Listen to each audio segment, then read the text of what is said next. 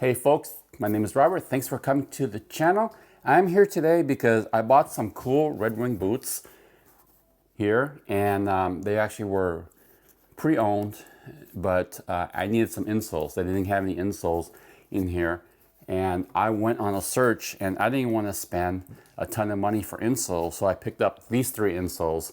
They're about 10 bucks each, versus some insoles that are 50 bucks to 200 bucks. So I'll be talking about all three of these and what I liked and didn't like about them.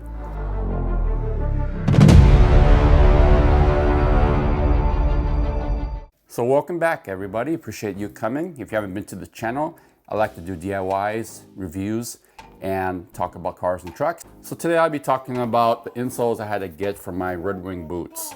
Really cool boots, by the way. So not only they're comfortable, they're also practical for work. And the issue with me was I did a lot of standing and walking. I usually do between 7,000 to 10,000 steps a day. So it is a lot of steps.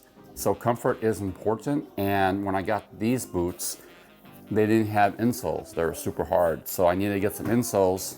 So I ended up getting three different ones from Amazon. I'll put the link below. And I want to talk about each one. This one is by Ortholite. I picked it up, no name. This one seems to be semi-popular. They actually sell a $30 version, and it's called Hefalux. So there's that one. I got this other one, I don't know, it's Vuan. I think it's Vuan.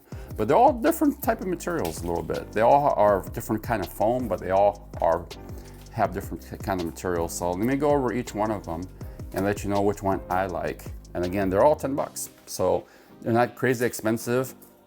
The most popular or most common shoe is the Dr. Scholl's, but I didn't even want to go with that one. I think that one's super flat, didn't really have any type of support.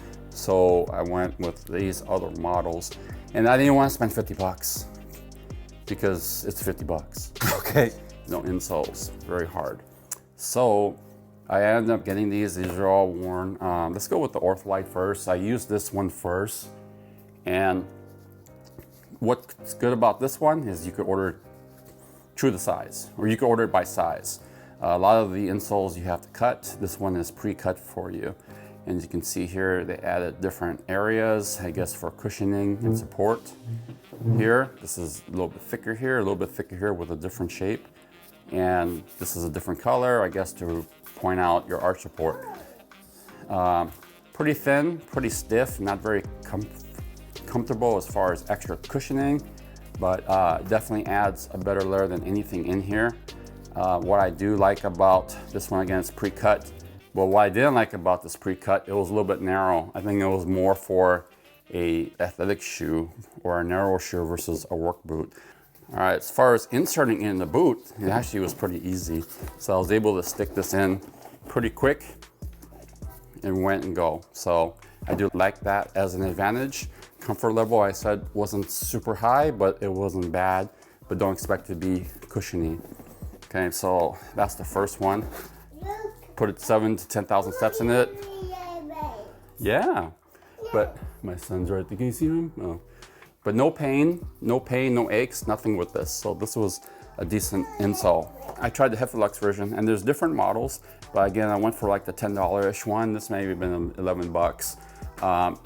It has a different texture foam in it. It's got these bubbles. It reminds me of the Adidas Boost style here. They put a little bit of cloth up here, I guess, so you won't get sweaty because of this material. It has a pretty good amount of cushion in it, quite honestly, a good amount of cushion. You do have to cut the size, so make sure you trim more than you need and then slowly cut it down. So don't go full on cutting it deeper, even though it tells you the size here. I wouldn't trust it. Use your instinct, cut a little bit less and going. As far as inserting in the shoe, it wasn't too bad, but you have to work it, as you can see here. You have to work it, as you can see here, to get it in there. And I still didn't get it all the way, but you just have to finagle it. So insertion is not too bad. Comfort level, I could say it's very cushiony, but the one thing I found being an issue is that this material, I don't know what this is, a polyester or something, was a little slippery. So when I was walking it would slip in the shoe, causing my feet to hurt, my toes to hurt, because it would slip. This is a very slippery material. I think if it had a snugger fit than a work boot, like an athletic shoe, it would be better. But in that work boot, so with the toe room, I didn't really like that. So that was an issue with this. I stopped using it because my toe started to hurt, so that was canceled. Lastly, I went with the, again, I think it's Vuan, I'm not sure. But this is a memory foam material. So definitely all three are foam. This is kind of like a hard foam with extra foam. This is a bubble type foam, and this is a straight up memory foam style. They add this little piece here, I guess, for extra heel. This one you do have to cut as well. So again, be careful how you cut.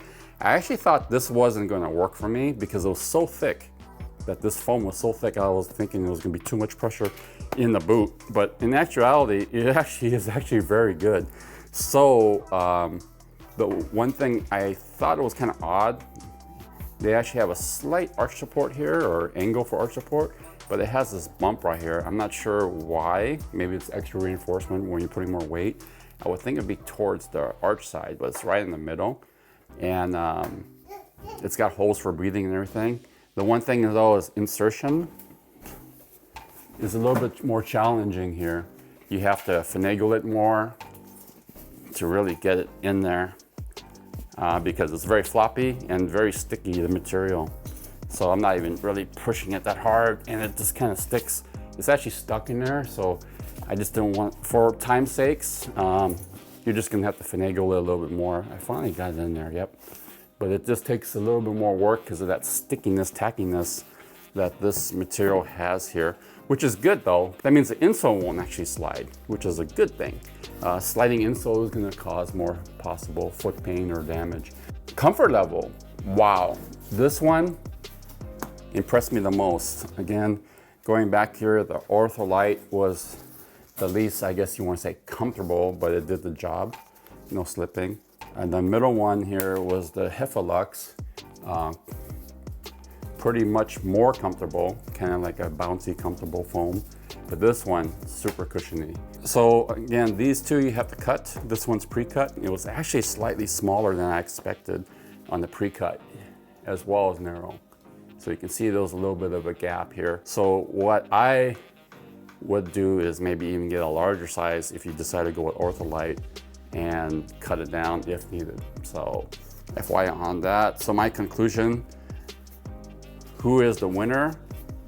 This one by Vuan or Vaun is the winner, okay? Because it's comfort, doesn't slip, and it's also cheap in price, affordable. This one slipped too much. Comfort was good, but that slipping didn't work for me, so that's not working out. So this one, comfort level wasn't that great, but it did the job well. Just a little bit too small and narrow in there. You need to get a bigger size.